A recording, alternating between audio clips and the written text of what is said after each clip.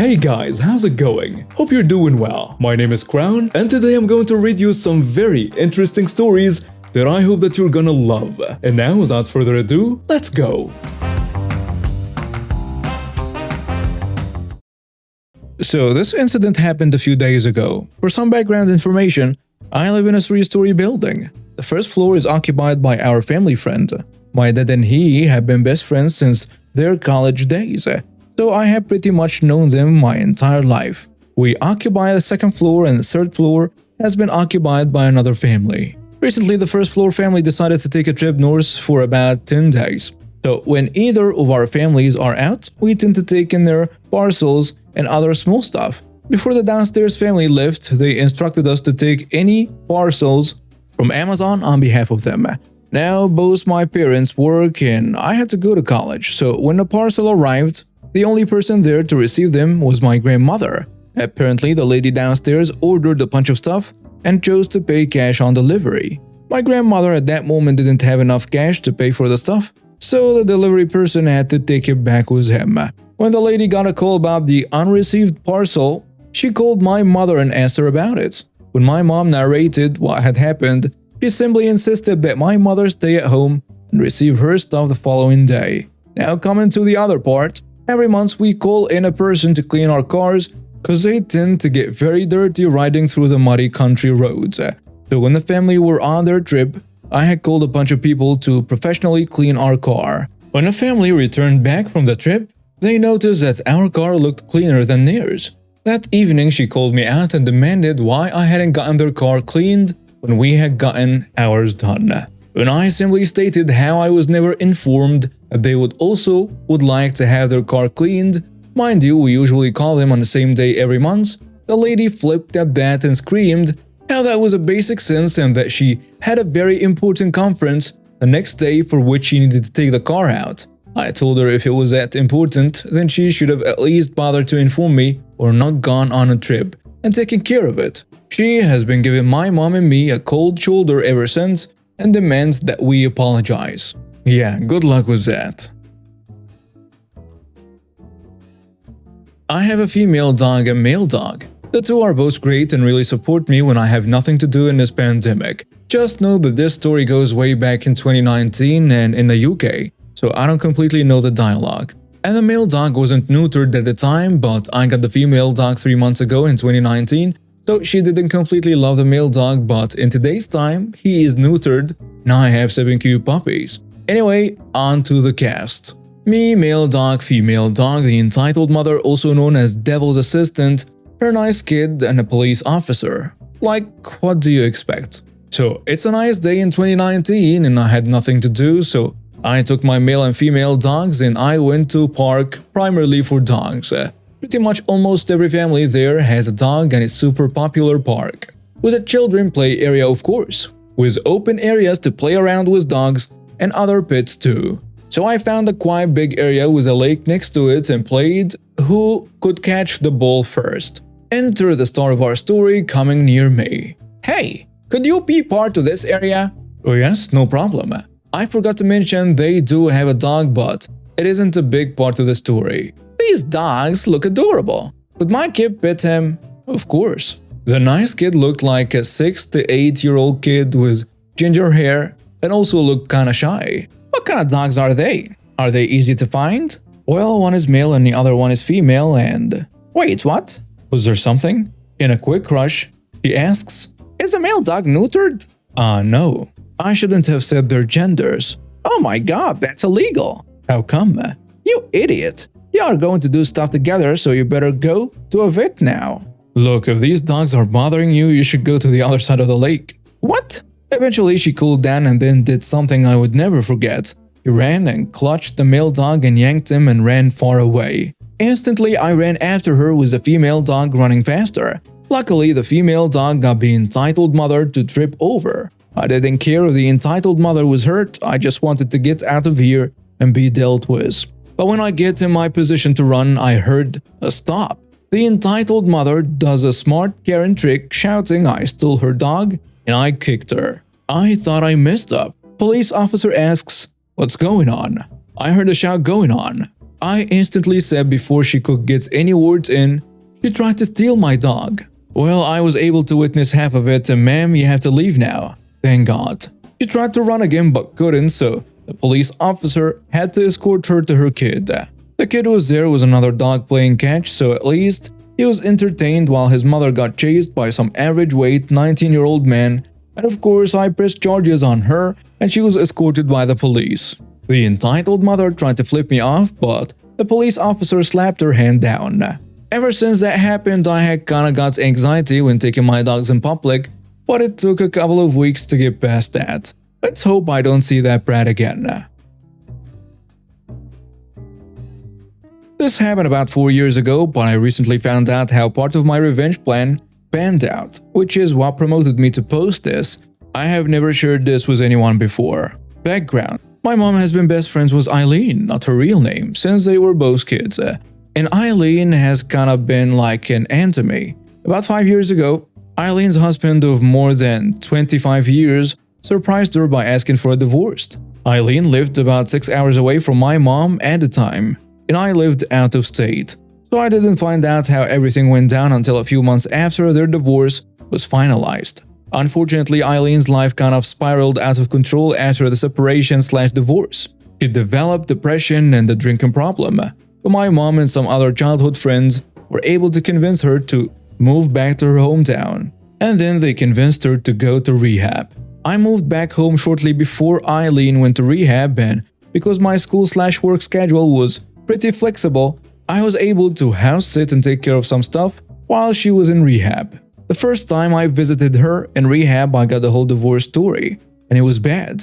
Eileen's ex, Jeff, also not his real name, hadn't talked to Eileen about any problems prior to asking for a divorce, so she assumed he fell out of love with her. But I was immediately skeptical about the things Eileen told me. First, Jeff, who was an executive at a pharmaceutical company earning mid-six figures, was fired from his job a year before they split up and decided to take a break before looking for another job. It was weird to me that Jeff decided to take a break from work because he'd always been such a workaholic. Eileen hasn't worked in years because of a disability, but she has some property and a trust her parents left her that lets her live a comfortable life without working. Jeff and Eileen lived off money from the trust while he was unemployed. Then after Jeff said he wanted a divorce, he refused to go to couples therapy or talk about why he wanted the divorce.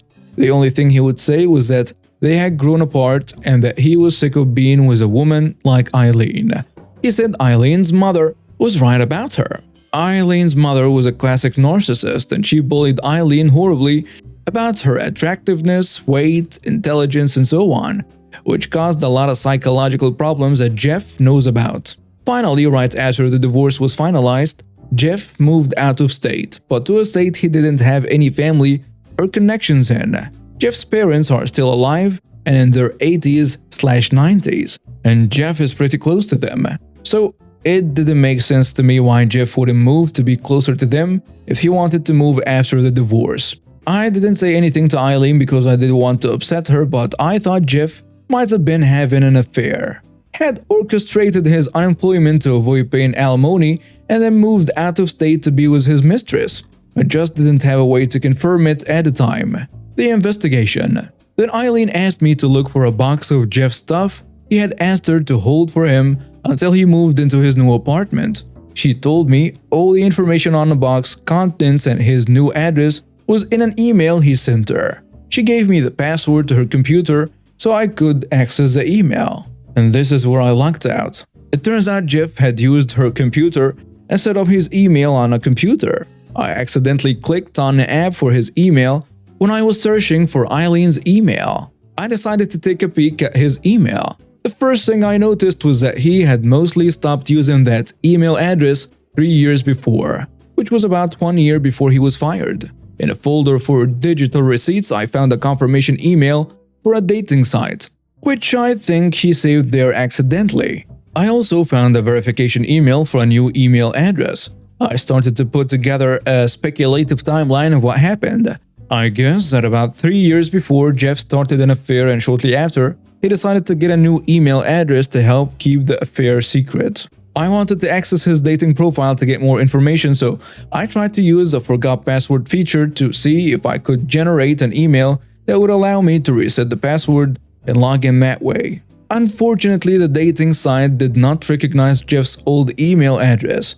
I thought I might be able to get into Jeff's new email using his old email, reset the password, and then maybe I could use a new email to get into the dating website. But I did the one trick, clocking Jeff out of his new email and alerting him until I knew more about what he'd done. And here's where I totally lucked out. The email app Jeff downloaded to Eileen's MacBook had a note feature, and super genius Jeff saved some passwords on notes. Most of the passwords weren't helpful, but I did get the password to the dating site and his Twitter and Netflix accounts. I logged into the dating site using his new email address and password. I was able to read messages Jeff sent to another woman before he broke up with Eileen.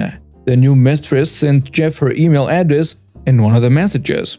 I searched Facebook for the mistress's email address and found her profile. I couldn't read the mistress posts, but she left her photos public. She had recent photos of her and Jeff, so I knew they were still together. She also posted a photo of a construction crew breaking ground on a new home for her and Jeff, which was interesting because I got the impression from Eileen that Jeff didn't have a lot of money after the divorce. Here is where my background is important. At the time I was attending law school, I moved back to my hometown for one semester for a legal residency, and I had access to Lexis database, specifically their public records database. I had spent a good portion of one of my summer internships tracking down property records and other assets to help recover judgments for clients, so I knew how to search for public records. The mistress had purchased several acres in a wealthy suburb several months before Jeff filed for divorce, and there was no mortgage listed on the record. I'd already found the mistress LinkedIn page, so I knew she worked as an executive assistant before she moved out of state with Jeff. She didn't advertise her salary, but I doubted she could have afforded the property with her salary alone.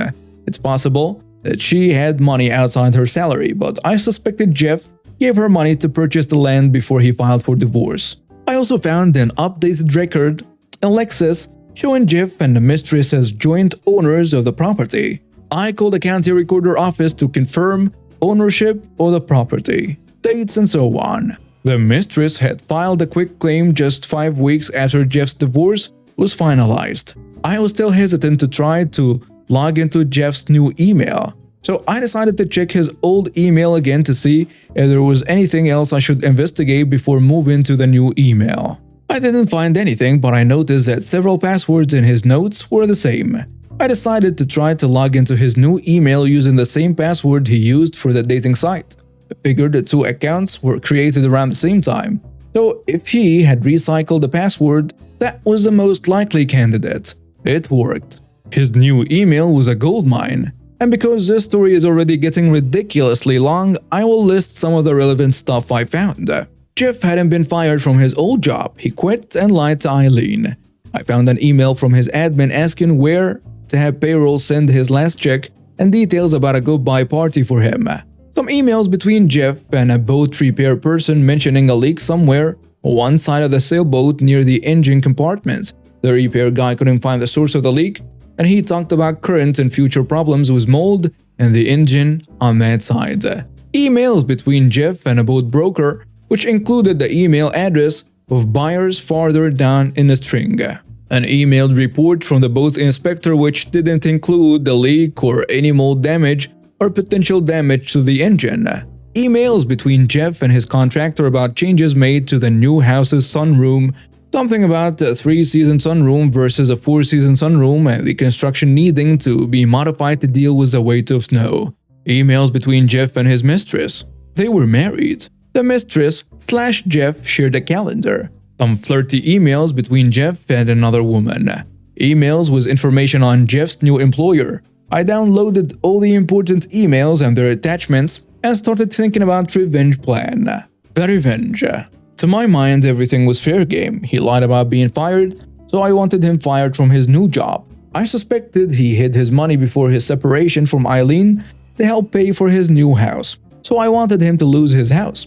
He cheated, so I wanted to destroy his new relationship. Anything I could do about the boat was a bonus. The easiest place to start was the boat. I had no idea if the source of the leak was found and repaired or if the leak was verbally disclosed to the buyer. But I figured Jeff was a line jerk, so odds were fair he had the information from the new buyer. I sent the emails between Jeff and the repairman and another copy of the inspection to the buyer. I searched Jeff's county court website 5 to 6 months later and found out the buyers filed a suit against Jeff and the broker and the inspector too. I couldn't figure out how to take or destroy Jeff's house, so I settled for contacting the county inspector's office to complain about the sunroom not being up to code. This is actually what prompted me to write this post because I just found some details about what happened with the county inspectors. Keep in mind I heard about this from a third party years after the fact, so I don't know all the details. It turns out the sunroom was code compliant, but the inspector did find a workshop/workroom attached to the detached garage that wasn't on the original permit/plans. The workshop had a bathroom that the contractor attached to the property's septic system after the initial inspection. A mutual friend of Eileen and Jeff told Eileen and me, and he guessed this was a big deal because the side of the septic system they installed wasn't sized to handle the additional input. But I don't know for sure. Jeff had to pay a fine and the workshop had to be removed. This ended up causing construction delays, which will become relevant below. As for destroying Jeff's marriage, my first impulse was to send the new wife the flirty emails between Jeff and the other woman. But when I searched for that woman on social media, I couldn't find anything. I had no way of knowing if the new wife knew the other woman.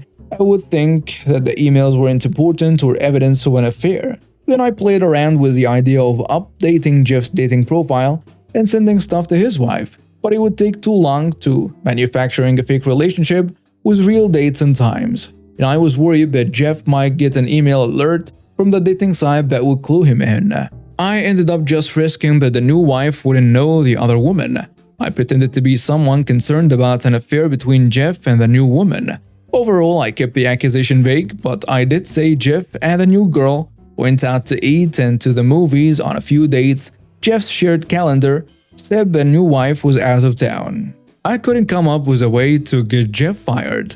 I rechecked his email and calendar over several weeks looking for something I could use to get him fired. Eventually, my legal residency got too busy to devote much time to revenge, so I decided to just let it go. Eileen recently reconnected with a friend she shared with Jeff, and that friend gave Eileen an update on Jeff. Eileen shared the details with me, and that's what reminded me of what I did and prompted this story. It turned out that I didn't need to worry about sabotaging Jeff's career.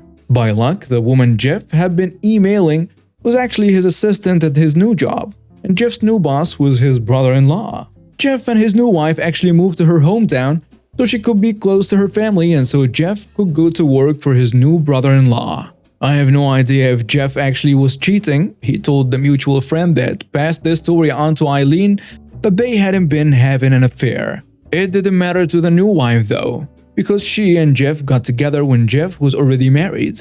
She didn't have a lot of trust for Jeff. She didn't believe Jeff's denials when I sent the email about him having an affair. She filed for divorce and Jeff's brother-in-law's boss fired him.